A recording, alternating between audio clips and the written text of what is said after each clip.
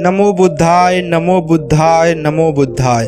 जीवन में हर कोई सफल बनना चाहता है, लेकिन सफल बनने के लिए आपको अच्छे विचारों को अपनाने की जरूरत है। गौतम बुद्ध के उपदेशों से आपके जीवन में सकारात्मक बदलाव आते हैं और इससे आपका जीवन बदल जाता है। यही कारण है कि बुद्ध के विचारों को सुखी जीवन का सूत्र कहा जाता है। सफल बनने के लिए हर व्यक्ति का अपना एक लक्ष्य पहले से निर्धारित होता है और वह उसी के अनुरूप काम करता है। लेकिन कई बार ऐसा होता है कि आप जो बनना चाहते हैं वैसा नहीं बन पाते।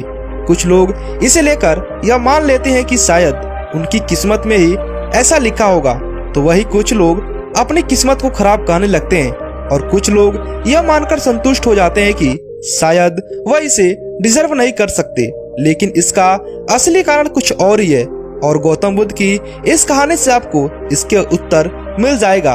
एक बार गौतम बुद्ध को एक सभा में उपदेश देना था। सभा में करीब 100 से ज्यादा लोग उपस्थित थे और उनका इंतजार कर रहे थे। गौतम बुद्ध आए लेकिन बिना कुछ कहे ही चले गए। बुद्ध का ऐसा व्यवहार देखकर सभी हैरान रह गए, लेकिन किसी ने उनसे कुछ कहा नहीं।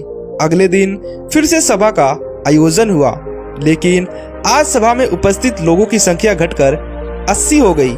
आज भी बुद्ध ने ऐसा ही किया। वे सभा में आए लेकिन बिना कुछ बोले ही आज भी चले गए। आज लोग हैरान हुए, लेकिन बुद्ध से किसी ने कुछ नहीं पूछा। अगले दिन फिर से सभा का आयोजन हुआ और लोगों की संख्या घटकर आधी यानी कि 50 हो गई। बुद्ध फिर से सभा में आए और बिना कुछ बोले ही चले गए। आज भी बुद्ध से किसी ने कोई प्रश्न नहीं किया। अगले दिन फिर से सभा का आयोजन हुआ और इस बार लोगों की संख्या केवल 30 थी। आज भी बुद्ध बिना कुछ बोले मुस्कुराकर चले गए। अब दोस्तों, आप सोच रहे होंगे कि आखिर बुद्ध को कुछ बोलना नहीं था, वो बार बार सभा का आयोजन क्यों कर रहे थे। ठीक इसी तरह सभा में मौजूद लोगों को भी गुस्सा आ रहा था, लेकिन इसका जवाब जानने के लिए आपको धैर्य रखना होगा।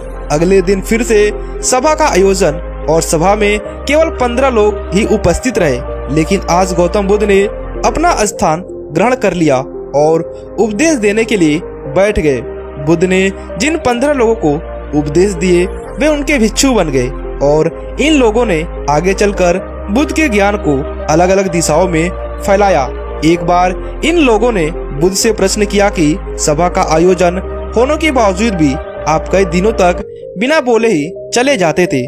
बुद्ध ने उत्तर दिया, मैं उन लोगों को खोज में था जो लायक हो। सभा के पहले दिन 100 से भी ज्यादा लोग थे, जिसमें उनमें से ज्यादातर लोगों को मेरे उपदेश से कुछ मतलब नहीं था। इसके बाद जो लोग अगले दिन आए उन्हें भी मेरे उपदेश से कोई मतलब नहीं था। वो तो केवल इसलिए आए थे क्योंकि वो देखना चाहते थे कि आखिर सभा में होता क्या है। लेकिन मुझे ऐसे लोगों की तलाश थी जो मेरे ज्ञान को जन जन तक पहुंचाए। मैं कई दिनों तक इसलिए बिना बोले चला गया क्योंकि मैं यह देखना चाहता था कि आखिर वो कौन लोग हैं जो सच में मेरे उपदेश को सुनना चाहते हैं और जिन्हें वास्तव में ज्ञान पाने की प्यास थी। ऐसे लोग ही रोज आए।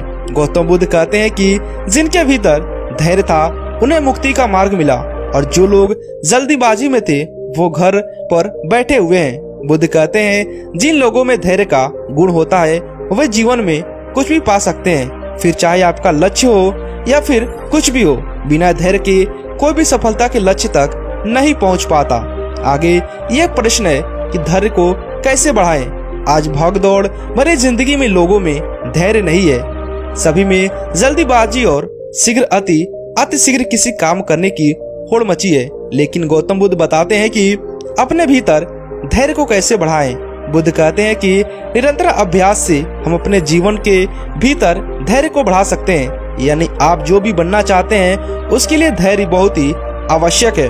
दोस्तों, इस कहानी से हमें ये सीखना चाहिए कि गौतम बुद्ध ने कहा है कि कभी भी हमें अपने धैर्य से खिलवाड़ नहीं करना चाहिए। किसी भी कार्य को करने से पहले उसमें दृढ़ शक्ति और अपना धैर्य बनाए रहें ताकि हमें सफलता मिल जाए। और जब तक हम अपने जीवन में धैर्य बनाकर कार्य नहीं करेंगे तब तक हमें असफलताओं का सामना ही करना पड़ेगा।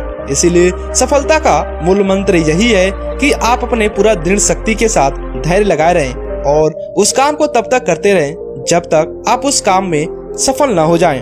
बाकी आपको ये वीडियो कैसा लगा हमें नीचे कमेंट कर बताइएगा।